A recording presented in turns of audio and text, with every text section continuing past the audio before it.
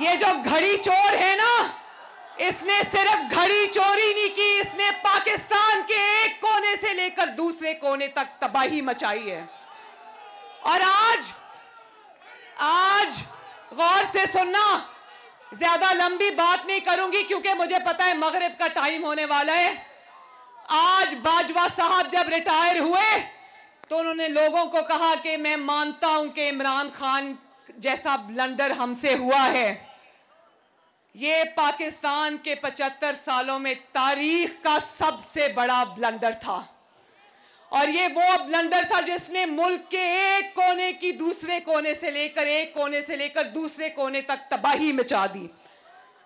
अब एतराफ काफी नहीं, सिर्फ ब्लंडर करने का एतराफ काफी नहीं, अब वो जो दाग मुल्क और कौम के माथे पे लगाया उसको धोना पड़ेगा। इस फितने को उठाकर सियासत से बाहर फेंकना पड़ेगा।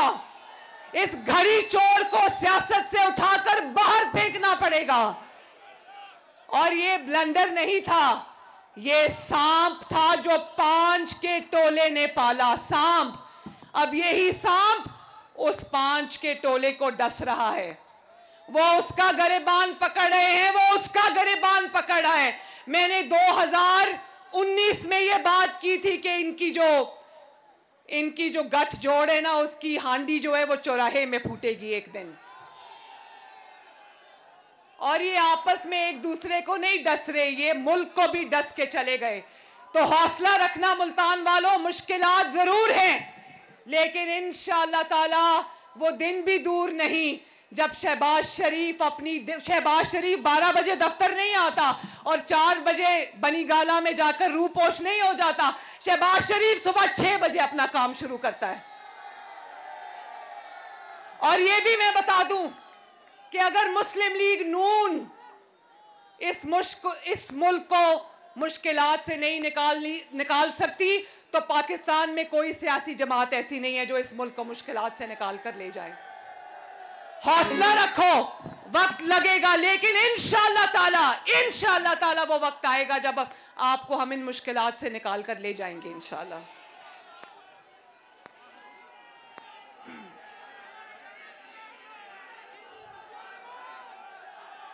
अवाम ने 3 बार तजर्बा किया, अवाम ने 3 बार एतमाद किया, नवाज शरीफ को लेकर आए और नवाज शरीफ अवाम के एतमाद पे पूरा उतरा। इन 5 प्यारों ने एक तजर्बा किया जिसका नाम घड़ी चोर है। वो तजर्बा मुंह के बल जमीन पर गिर गया और पाकिस्तान को भी लेकर बैठ गया।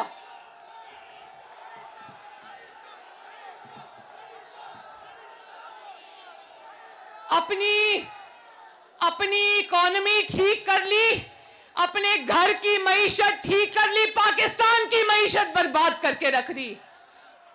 और सिर्फ कारकर्दगी बदतरीन नहीं थी, सिर्फ हुकूमत में परफॉर्मेंस खराब नहीं थी, ऑपोजिशन में भी परफॉर्मेंस खराब है। 2-2 घंटे की गिरफ्तारियों में जिस तरह बच्चों की तरह ये बिलक बिलक के रो रहे हैं, कसम से तरस आता है इन लोगों के ऊपर। अगर हुकूमत करनी नवाज शरीफ से नहीं सीखी थी तो ऑपोजिशन करनी नवाज शरीफ से सीख ली होती। कहते थे कि पहली बार टक्कर के लोगों से पाला पड़ा है। टक्कर के लोग जमीन पर बैठ के बच्चों की तरह रो रहे हैं, टैंकों के आगे लेटने का दावा करने वाले बार बार बिलक बिलक के रो रहे हैं। टीवी पर देख रहे हो ना, पहली बार बेफैज हुए हैं। क्या पहली बार बेफैज हुए हैं? तो इनको समझ नहीं आ रही, क्योंकि फैज के सर पर सियासत करते रहे, उसकी बैसाखियों पर सियासत करते रहे। अब इनको समझ नहीं आ रही। मैं नवाज शरीफ साहब की जुर्रत और बहादुरी याद है ना? क्या बेटा है इस कौम का, बीवी की मौत की खबर भी जेल में मिलती है, लेकिन किसी ने उसको रोते देखा? बेटी का हाथ पकड़ के पाकिस्तान वापस आया, जेल चला गया, किसी ने रोते देखा? सीना तान कर इंतकाम और जबर और जुल्म का सामना किया, किसी ने उसको रोते देखा? जेल में बीमार था मगर इनसे भीख नहीं मांगी।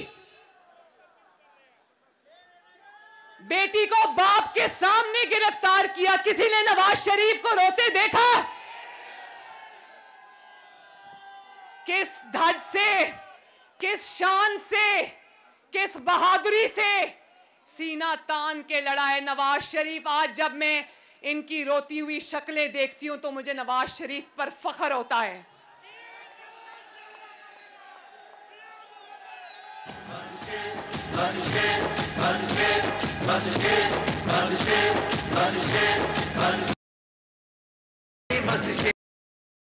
जिस तरह मुस्लिम लीग नून ने तकलीफों और जबर और इंतकाम का सामना किया मुल्तान वालों, उसके लिए कोहे हिमालय जितना बड़ा हौसला चाहिए। और जिस तरह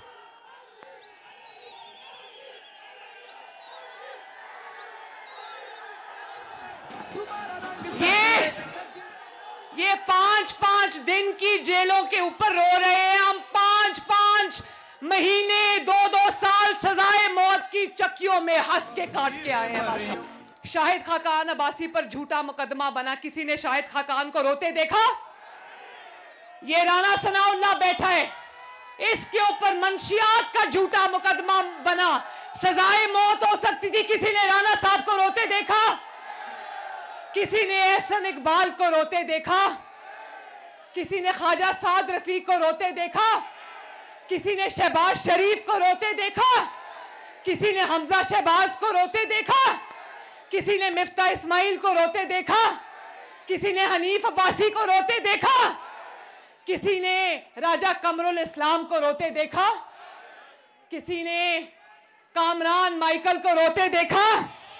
किसी ने ख्वाजा सलमान रफीक को रोते देखा?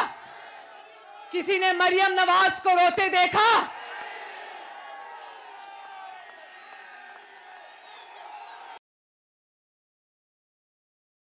को रोते देखा? सबके बच्चे सांझे हैं। मुझे याद है हमजा शहबाज की बेटी 20 साल बाद अल्लाह ताला ने उसको औलाद दी, उसकी बेटी जेल में बड़ी हुई, उसकी बेटी जेल में बड़ी हुई। तो मुझे जब मेरे बाप के सामने से गिरफ्तार किया तो मेरी छोटी बेटी रोने लगी। उसने कहा मेरी माँ को क्यों लेके जा रहे हो? लेकिन मैं अपने बाप को हौसला देकर गई। मैंने कहा फिक्र ना करना।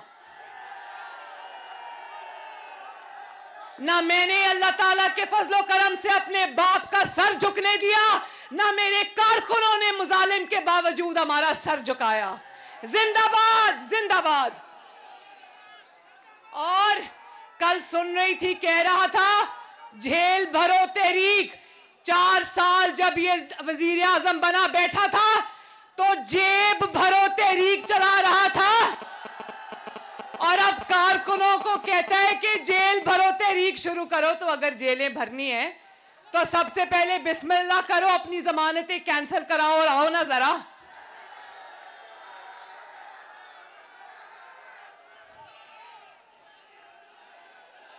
वो जो हीरे जवाहरात, वो हीरे की अंगूठियां जो ली हुई हैं, वो जो जमीनें ली हुई हैं, वो जो जायदादें बनाई हैं, आओ ना उनका हिसाब दो। ये जो घड़ियां चोरी की हुई हैं और कौम की अमानत जाके बाजारों में बेचकर खाना काबा की शर्म आनी चाहिए। खाना काबा की सऊदी अरब ने घड़ी दी थी, जाके बेच आया।